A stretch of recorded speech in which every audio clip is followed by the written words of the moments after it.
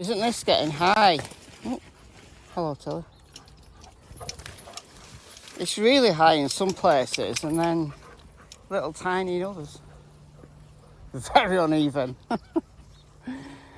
Alright guys, so I'm still recording videos on my phone and editing them on my phone. Now look, I normally record videos on my phone. It's the editing and the uploading that's an absolute drag on my phone. Hopefully within the next day I get a call saying my laptop's fixed, and then I've got another laptop to get fixed. Not cheap either. Alright, so in this video I want to talk about the Summer Wells case. I want to talk about Jose. Why do you want to talk about Jose, Michelle, I hear you say? Because he's dead. And he really is dead.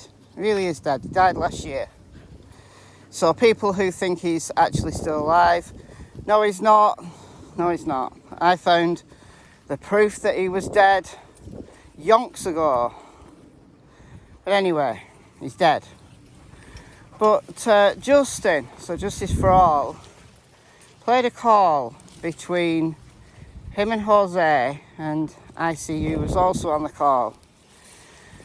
And it's a call that he's never played before. Now, Jose was on the channel. He also went on the interview room, said some stuff that was clearly exaggerated. He said he was there 6 months at 110 Ben Hill Road. He wasn't. He really wasn't. He was probably 2 months tops, if not less. And he's the guy that Don fought in October 2020. We've heard the 911 call from that. Candice called 911. That call was released to Molly Golightly when she asked for it. Don got arrested. Also, Candice accused him of DV, domestic violence. But she recanted that statement. She didn't wish to press charges. So Don got done for the DUI only. And no, actually, I think it was possession. Possession of a weapon he shouldn't have in his car because he's a felon. And he got probation. And it's for that reason that he went to jail when he got caught in October 2021, drunk behind the wheel. And it was the violation of probation that resulted in him being in jail from February to October 2022. All right, we've caught up. So Jose stayed at the Wells. He was having a fling with Ali. It's the reason that Candice and Ali fell out. Something to do with Jose. And Jose was there. New summer. Not for 6 months, as he said, but maybe a couple of months, if not a little bit less than that. He also exaggerated, I think, on some other things, like the arguments with Don. I have no reason to believe that they're completely fabricated. I just think, just my opinion, I think there's some exaggeration there. However, on this call, a name was mentioned that Justine and ICU didn't know. I know who they mean. I think I do anyway. I think I know who they mean. So, let me play you just a small section of that call from Justine's channel. Link to this is in the description box. Credit goes to Justine for this.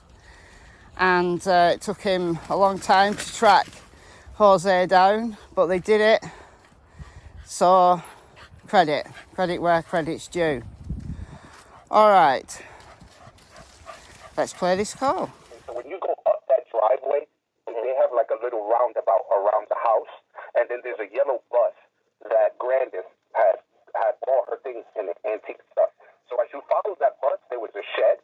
That was where the snake was seen most of the time, that we were telling the animal control people. And as you follow that path and go around the roundabout, there's another house transformed, you know, and rented out. Well, if you follow that house, there's a little path on the left side of it, and you walk down that hill and follow this trail.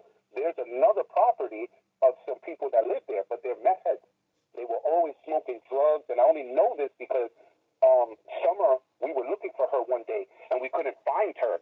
And me and Josie, that's the oldest boy, we wound up following that path, and we found Summer literally almost on their property, and they were there, you know, calling on her, asking her what she's doing there alone, where her mother was, and then me and Josie wound up showing up, and we wound up grabbing her, and Josie was telling her, what you doing down here? We're looking for you. You know, Mom doesn't want you down here. We had to bring her back up the hill.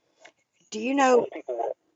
Those people were very sketchy, and I told Candace, you got to be careful, because those type of people that are on drugs all the time, when they don't get their little hit or whatever, they're capable of anything. Do you remember their names? No, I do not. No. If I told you a few names, do you think you would remember? Like Fred? I think one was Joshua, I think it was, and that was the guy's name. The woman, I really didn't know, but I think his name was Joshua, the guy that lived there. Okay. Did you ever meet another Don or Donald? Yes, actually I have. That's the guy that lived on the main road, but maybe like a mile down, because one time the boys were riding their four-wheelers, and Don went looking for them, and I was with him, and that's where the boys were, in Donald's property. Donald Sherfay, or Sherfay, however you say it? We have still do not know who Joshua is or what he's even talking about there, to be honest with you. I thought Josie was in Utah with Don. He was up until the last maybe 3 or 4 days before Jose left. But Joshua, or where he's talking about, if anyone knows, please tell us. All right, so where's Noodle gone? Trouble with this, you can't see a thing. Oh, here he comes. Hey, Noodle! Good boy. Tilly's back on a lead because we are entering the people zone. Because it's a nice day, lots of people out and about on this path. So, unfortunately, she doesn't behave. And lots of people are still asking me about Noodle, the cream cockapoo there. Yes, he's my dog. He's my dog now. He was on the channel when he was a puppy. Not this channel, but he was on Tilly and Cassie's channels when he was a puppy. And my daughter bought him.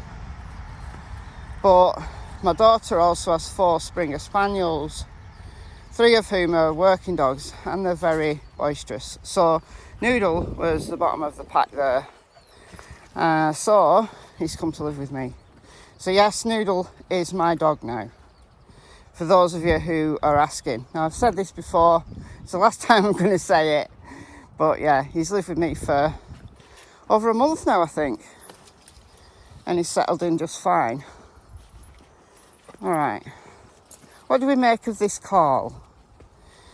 Well, I've heard Jose on a previous interview say that Summer did wander a little bit, that one time they had to go and find her, but he's given a name and a description of the place where he went. So with the aid, so I'm going to try and match this up.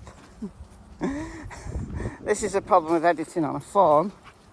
I'm going to try and match this up with a map that I'm going to do on my iPad, and I'm going to try and overlay it onto my voice here. All right, so Jose said that Summer was down where the shed is, the shed that could be made into a house. That was Karen Gord's, Don's mother's, like, prep store. Like, she was planning for the end of days. So it was like a food store. But originally, that shed did have its own address. That's the original 110, believe it or not. And the house that the Wells live in, the address for that used to be 120. I've got all the proof for this. Right? Going back years and years and years, before Don and Candice live there, so it's completely irrelevant. It's just that some of the paperwork regarding the properties that combined to form the 11.2 acres that the Wells currently own has actually used to have two addresses, 110 and 120. So the shed that he talked about that could be made into a house is that one. And then you go down a track near that shed which takes you down the hill. Now, that takes you down the hill. It's the shallow part of the hill. An easy walk down takes you down to the creek, and then hop over the creek and you're at the bottom property. That's what Don calls it. So, you know, Don 3 Sheds Wells. I've only got one shed. I feel very poverty stricken because I've only got one shed. I want 3 sheds. Oh, it's windy, sorry guys. I'll hop down the bottom here in this little hollow area so the wind doesn't bother us as much. So, down the hill to the bottom property. And so this is where Summer went. And she went on to the property of someone called Josh. Now, who's the guy who lives on the Beach Creek property whose woods backs onto the back end of Simpson Road, so it joins with the properties that kind of connect with Ben Hill? It's Josh. It's Mr. Phillips, Josh Phillips, the guy who reported the footprints, Summer's footprints on his land. I believe that the directions that Jose gave us onto Josh's land was onto Josh Phillips' land. I'm assuming that that's the Josh. There may be other Joshes in the area. I may have got it completely wrong, but following the directions that Jose gave us, that's where it takes us. So is that a really weird coincidence that Summer in, well, let's say September, October of 2020, when Jose was there, had to be found because she'd wandered off and she'd gone onto Josh's land? Huh?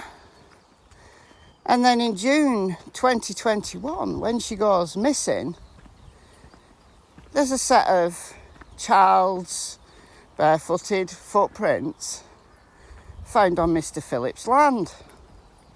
And also footprints found on Mary Gold's land, which I think it connects with Phillips' land. I think it does. I'll have to look at all the plans and stuff. But yeah, it's in the like Mr. Phillips' backwoods, back onto the back end of Simpson Road. So, So what does this mean? What does this mean, if anything, for the disappearance of Summer Wells? Well, it means that we know, regardless of what Don and Candice said, that certainly in the past, Summer had wandered away. We know that she wandered onto other people's land. We know that she played in the road. Don Sherfy Sr., talking to Prayer Garden of America, said that he'd had to stop for the Wells children, including Summer. So, is Jose lying? Is Don Sherfy Sr. lying? Or did Summer really wander away? Where, you know, they had to go and find her. Which could have been why they weren't unduly concerned at first when Summer went missing. And they went out looking for her. But she was actually missing far longer than Candice reported. Because in the dispatch call said that she'd only been missing 10 minutes, which basically puts her going missing around 6-ish or even later. So maybe Summer was missing a lot longer, which I strongly believe. But they weren't that concerned because she'd wandered off before. So they went and checked the places where Summer had wandered before. That makes complete sense. Rather than bothering the cops, just go and find her in the places where she was found before. Why Don and Candice insist that she'd never wander away, I don't know. I really don't know. I think maybe Candice thinks it would signify neglect. But it doesn't necessarily. Right? Little kids do the darndest things. Unless she wasn't on the property when she was meant to be. Or she was asleep or high or something. She was doing something she shouldn't have been doing in that time. And she feels guilty for it. Maybe she's never told Don. Or maybe Don knows. Look how high this is now. Maybe Don knows and has told Candice to keep her mouth shut. Who knows? But the footprints being found on Josh Phillips' land and on Mary Gord's land doesn't, in my opinion, signify that Summer wandered and made those footprints on her own. For a simple reason, that these footprints were high up on a ridge, and it really is high. So why would a 5-year-old girl be up there on her own?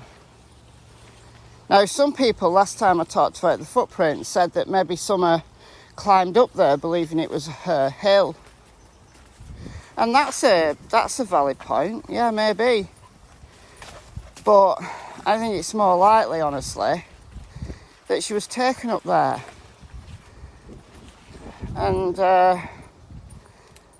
that leads me to believe that there's an abduction scenario going on. Now, I truly, truly believe that a complete stranger would not have abducted Summer Wells.